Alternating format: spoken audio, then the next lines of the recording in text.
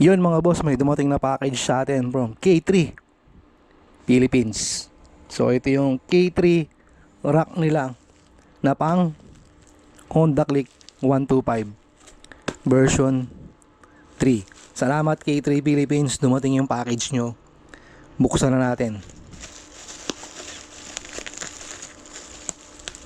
Yun no, may something. Uy, wait lang mga boss, kukuha lang ako ng tools para mabuksan natin. Sheesh. So ito na, kumuha na ako ng gunting para safe. May nakita ako K3 lang to, K3. So sa mga gustong umorder ng K3 rack dyan, alam nyo na, Shopee Store, PM nyo yung A-Team Motoshop. Shoutout nga pala sa A-Team Motoshop.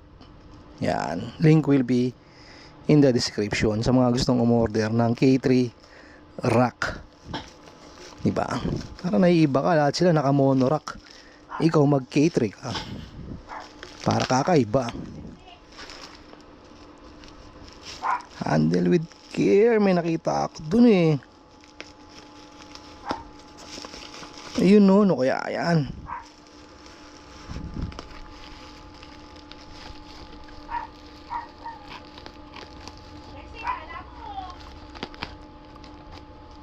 Uy, putik. Muntik na. Uy. Uy. Uy. Uy, K3 cup. Baka naman. Ayun o. Oh, K3 cup. Baka K3 yan.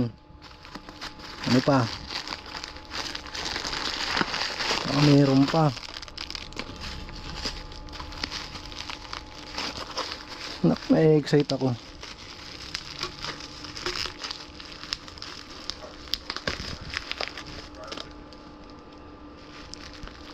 Hirap pag isa lang kamay mo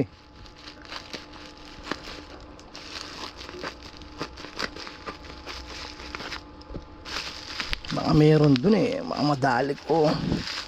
Ayun na, nakita ko na K3 logo. Ayun CNC boy, CNC yan. Mga engineer ang gumawa niyan.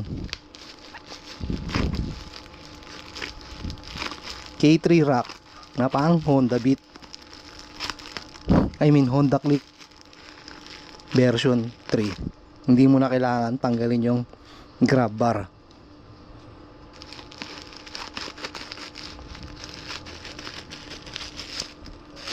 Ingat na ingat ako, mahirap na.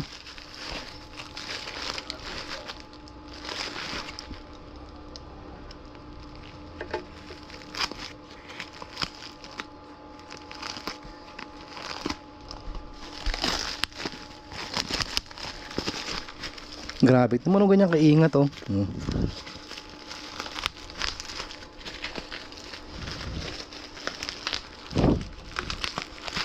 Ayan na. Ayun meron siyang sariling bolts tsaka spacer. Diba? Ganyan yung K3 boys kita mo, CNC rin siguro yan, tsaka aluminum.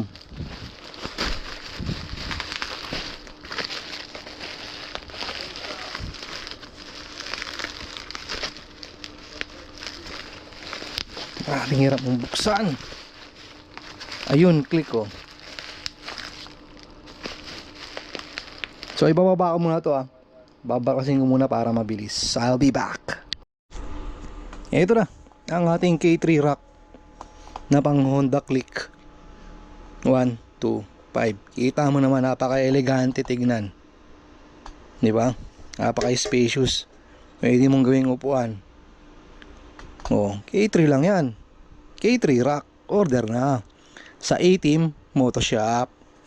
Pwede rin ngayon muna sa Facebook page lang, K3 Philippines. Yan, link will be in the description. Ayan So ipapatong mo lang sa grab bar to. ng Honda Click. No need to remove grab bar. So yan, may sariling bolts yan. At syempre, baka naman K3 rack yan. Oh, diba? Best in rack in the Philippines. So that is it guys, K3 rack. Link will be in the description. Order now para kakaiba, unique, CNC engineered build. Sheesh. Okay, installation day. Lalagyan na natin yung K3 rack natin. Uy, ano yan? Brand new boy, Honda Click. Sasabayan mo ng K3 rack. Yan, wala pang plaka. You know. Parang sinukat lang. Baka K3 yan boy.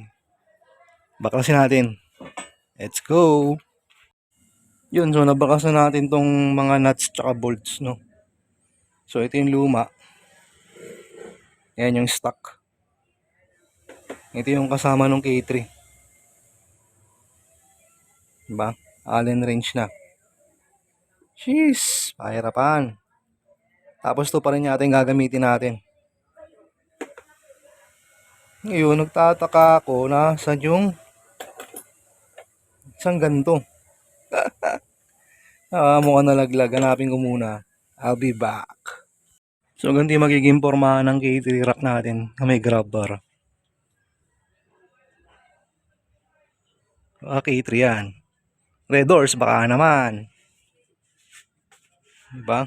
Napakaangas. Napaka-elepante. Parang elegante. K3 yan, boy. Ayos. Hanapin ko lang yung bolt. So, game sunod. Nilagay ko na yung washer, yung makakapal. Ito yung matangkad na washer. Patong natin yung rack.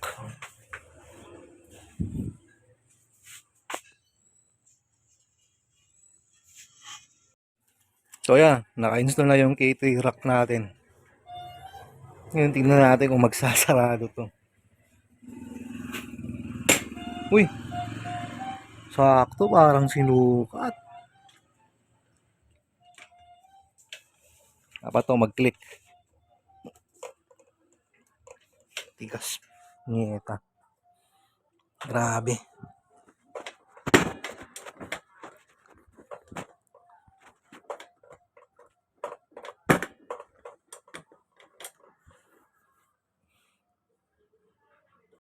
A few moments later.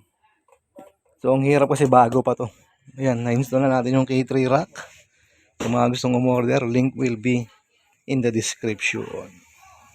K3 rack pang Honda Click 125 version 3 with grab bar. Hindi na inalis yung grab bar. Ayan o. So pang in-order nyo, order na. K3 rack. K3 Philippines. Salamat sa rack. Let's go. Sheesh.